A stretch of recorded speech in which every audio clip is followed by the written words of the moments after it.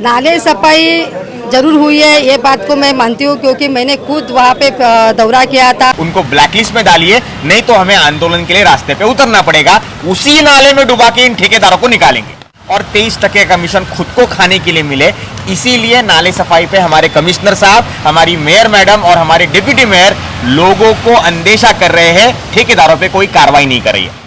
केवल अपना पेट भरने के लिए 23% का भ्रष्टाचार करने के लिए सत्ताधारी भाजपा, महापौर, उपमहापौर, यहाँ के स्थानिक विधायक और कमिश्नर साहब ने इस तरह से लोगों से, मीरा भाईंदर के लोगों से खिलवाड़ किया हुआ है। जिस तरीके से शहर के अंदर जल जमा हो रहा है, बिल्डिंगों में पानी घुस रहा है, सोसाइटियों में पानी घुस रहा है, उसी तरीके से उससे बदतर हालत झोपड़पट्टी एरिया में, स्लम एरिया में है और खासकर मांडवीपाड़ा, डाचकुलपाड़ा, मीनाक्षी नगर में है। नेशनल पार्क का भी पानी वहां पर आ रहा है और इसी वार्ड से महापौर भी यहाँ पे है। आइए जानते हैं कि नाले सफाई जिस तरीके से हुई, कितना उनको समाधान लगता है। नाले सफाई जरूर हुई है, ये बात को मैं मानती हूँ क्योंकि मैंने खुद वहाँ पे दौरा किया था।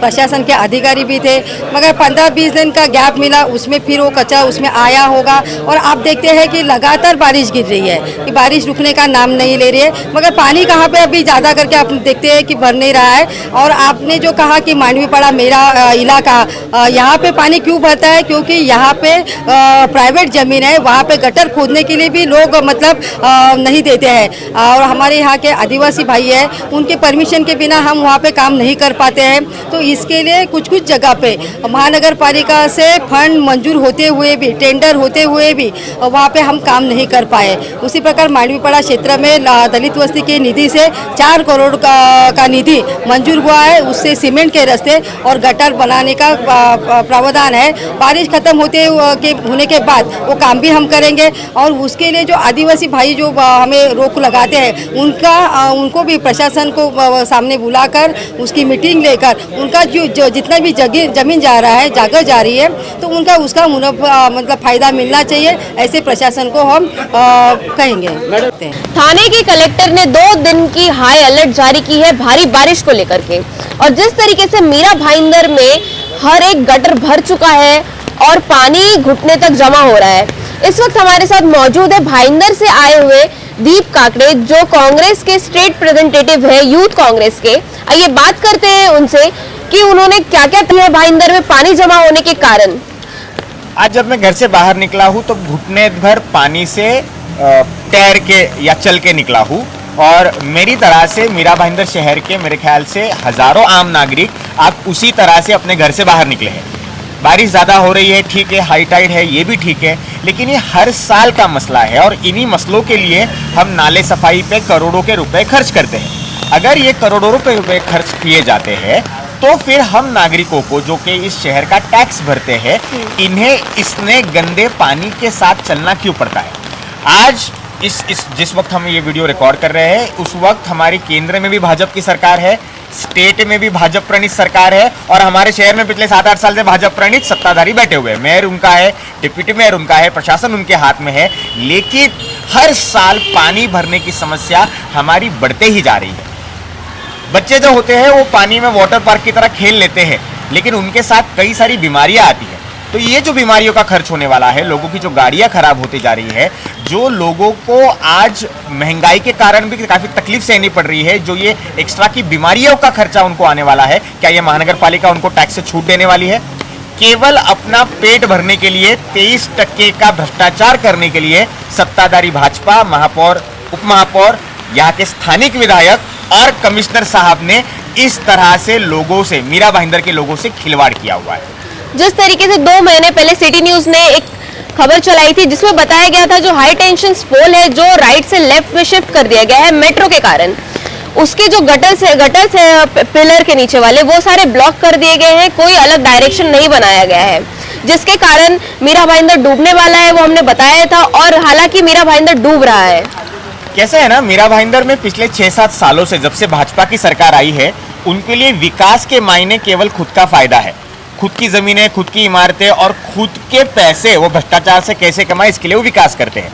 उनको शहर के आगे आने वाले भविष्य के लिए जो टाउन प्लानिंग करनी जरूरी है, उसके ऊपर 1 रुपए का इंटरेस्ट नहीं है, क्योंकि अगर वैसे होता तो घोड़बंदर की पहाड़ों से जो हमारा नेचुरल पानी का फ्लो आता है, उस फ्लो के लिए उन्होंने गटर ठीक से संभल कर या तो साफ किए होते, या तो नए बनाए होते, या तो उनको बड़ा किया होता, ताकि वो रूट करके खाड़ी के अंदर जाए।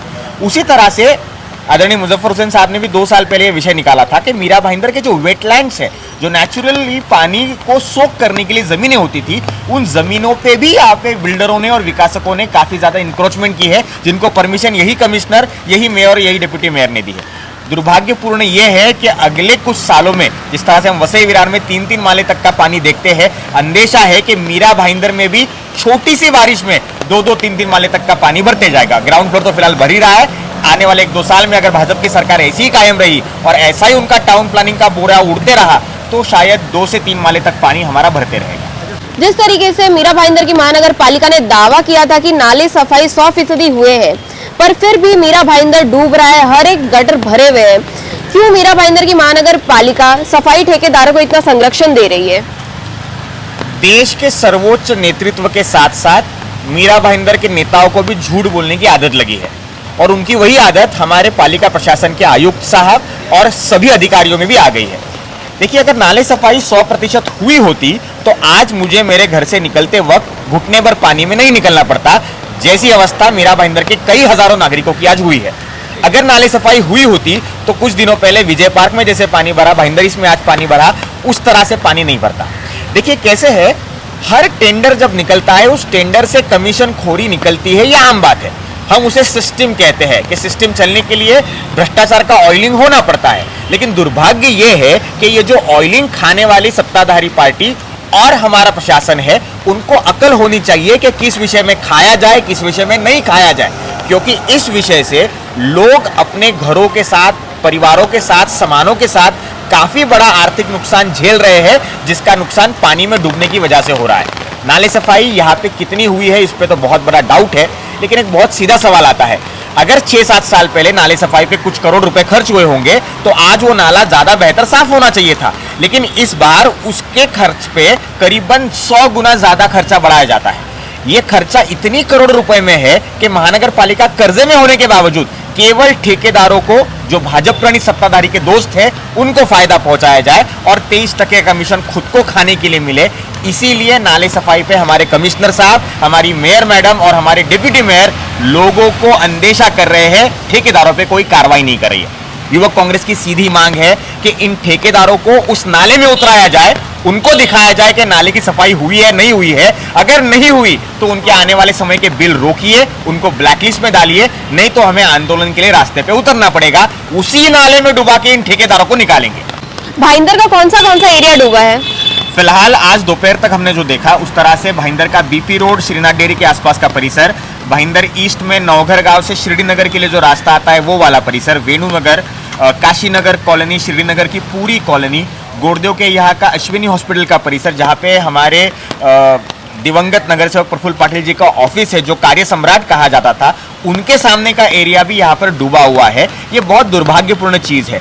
मतलब अगर मैं आपको प्रतिशत में कहे जाऊँ तो भाईंदर पूर्व में अगर 100% परिसर है, उसमें से करीबन 60 से 70% परिसर आज पानी के अंदर है। फिर वो साई बाबा नगर हो, शिरडी नगर हो, बीपी रोड का एरिया हो या नवघर रोड का एरिया हो, पूरा इलाका हाई टाइड और जोरदार बारिश की वजह से, नाले सफाई ना होने की वजह से पानी के अंदर डूबा हुआ है। तो जिस तरीके से आपने देखा भाईंदर की क्या स्थिति है, बूढ़े बुजुर्ग बच्चे सब अपनी जान हथेली पर रख के आना जाना कर रहे हैं। कौन सा गटर खुला हुआ है, कौन सा मनहोल खुला हुआ है, वो तो पता चलने से रहा, क्योंकि पानी घुटने घुटने तक भरा हुआ है। अब देखना यह है महानगर पालिका क्या एक्शन लेती है या फिर ऐसे ही झूठे झूठे दावे करके जनता को गुमराह करेगी।